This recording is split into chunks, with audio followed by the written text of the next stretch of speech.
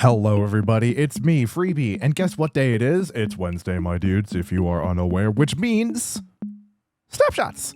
So we've got a new 1.21 thing added to this version, which is the new copper blocks and the new TUFF blocks.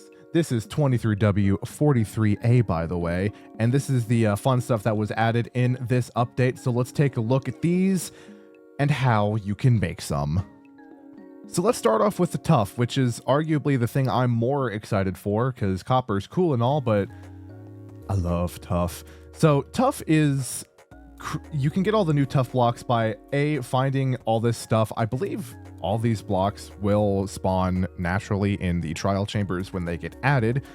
Obviously they're not in the game yet, so we don't know these things, but you can craft them the same way you craft like all the deep slate stuff. Like you turn it into polish, then you can turn it into bricks, and then you can craft the bricks presumably into like stairs and slabs and walls and whatnot.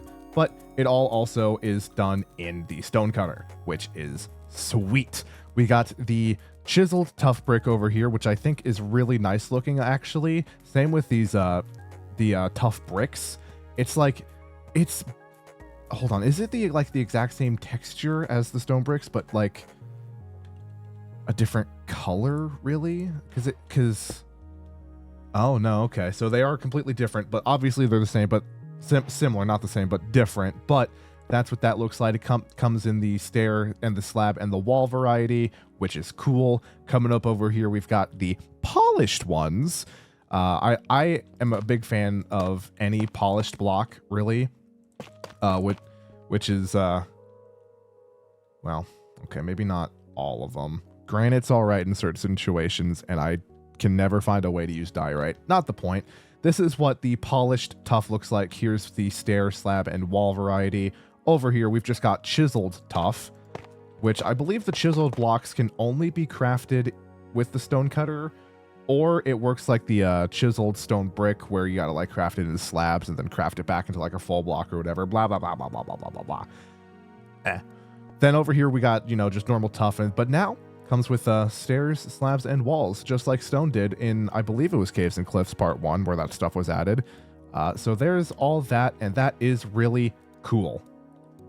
Ignore this, by the way. I'm trying to figure out like how to make an auto crafter candle farm thing. Like I made a spider farm, blah, blah, blah, blah, comes up here.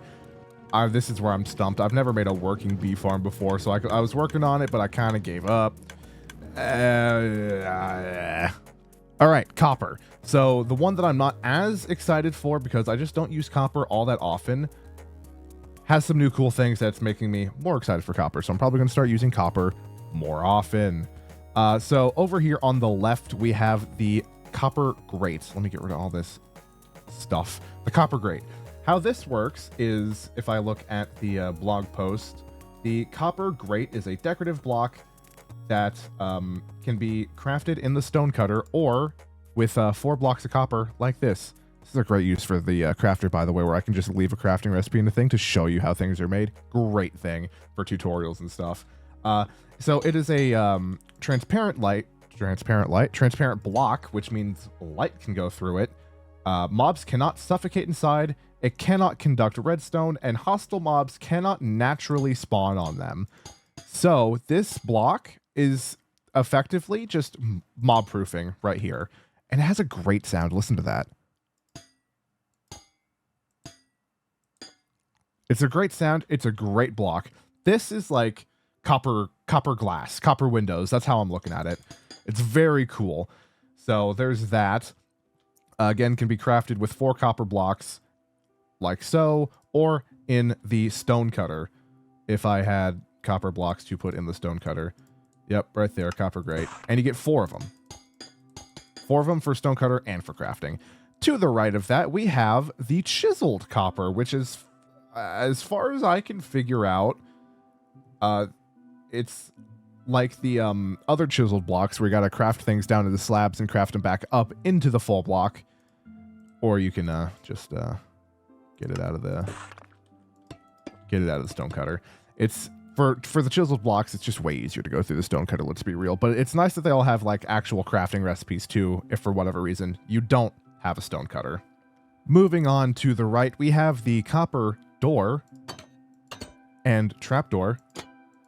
And I mean, that's it. They're doors. They're just doors, but copper. The way to craft them is, and all these recipes, by the way, use full copper blocks and not ingots like I originally thought they were. But with how many like ingots you get from a single ore, even without fortune, it makes sense that it's like copper blocks and whatnot, not ingots. But you know, standard door and trapdoor recipe, you get two trapdoors, 3 doors. We know how that works. But this one, this is an interesting block. This is the copper bulb. This is the new light source that was added to that's being added to the game, and it is definitely interesting. It gives off different light levels when it's lit up and whatnot, and when it's like this, the full-on copper bulb, light level of 15. When it's the these all have like exposed, weathered, and oxidized versions. By the way, I just have the non-oxidized. I know how to talk. I just have the non-oxidized out here because I just think it looks the best. But for non-oxidized, it's got a light level of 15. Exposed, it's got a light level of 12. For weathered, it's got a light level of 8. And for oxidized, it's got a light level of 4. And so it just gives off less light the longer it's out in the world, which I think is actually a really cool idea. And then just like the rest of the copper, all you got to do is just, you know, run up with like an axe or wax it, and it'll de-age or stop aging altogether. So the fun thing that I really enjoy about the copper bulb is that it's off by default when you place it, but when you turn it on, it turns on, and there's a little redstone dot in the middle. But if you get rid of the redstone signal, it stays on, but the little red thing in the middle disappears, meaning it's no longer being powered by a redstone source, which I think is actually really interesting and cool. Let's see. So for the crafting recipe, it has something I wasn't expecting, a blaze rod. It's 3 copper blocks, 1 redstone, and a blaze rod for 4 copper bulbs, which is probably ensuring that the copper bulb is going to be one of my new favorite lighting blocks because I just kind of like how it can age and stuff. I like how it looks. I like how it looks when it has like the little redstone little thing in. Oh, I turned it off. I like how it has a little redstone thing in the center. I didn't know you could turn it off. Interesting.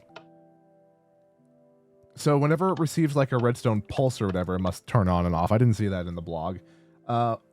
Anyway, that is that, and that is very cool. Some other small things about the copper bulb is that when feeding information to a comparator, it'll get a signal strength of 15 if the light is on. I don't understand redstone yet, if it's not obvious from the little testing I've done with the crafter around us. So I don't know what that means, but you redstone geniuses out there know exactly what that means, and good on you.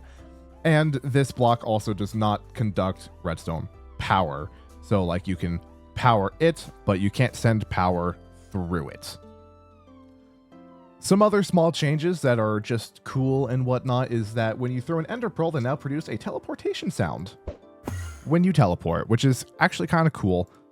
And I do like that because, I don't know, it to me, it never really made sense why you didn't make a teleportation sound or whatever, but that's cool.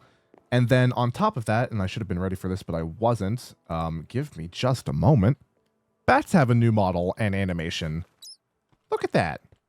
Look at that. They just got a whole new model. And it's, honestly, in my opinion, much cuter than the old one. And it's about time. I like that some of the old mobs that don't like have iconic appearances like the Vex and now the Bat are getting small, like, I mean, it's not a massive change, but, you know, new models and stuff. I think that's really, really cool that some of like these things are getting updates like that. Besides just like, you know, retexturing, like they got a whole new model, which is sick.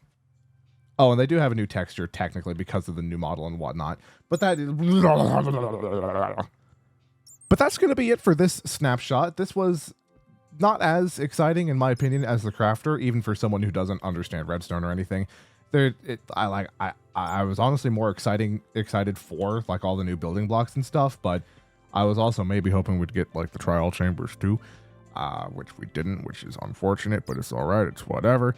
I'm a fan of all the new building blocks. I like the textures.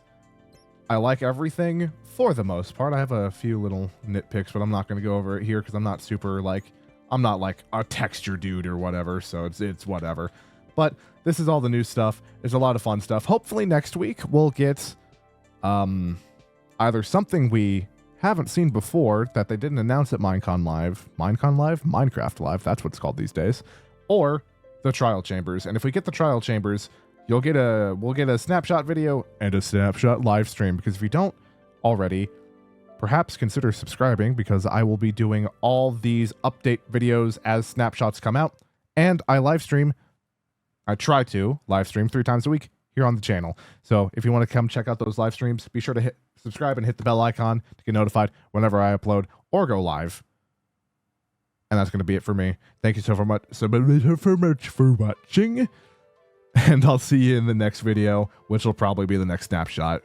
I'll see you then. Bye-bye.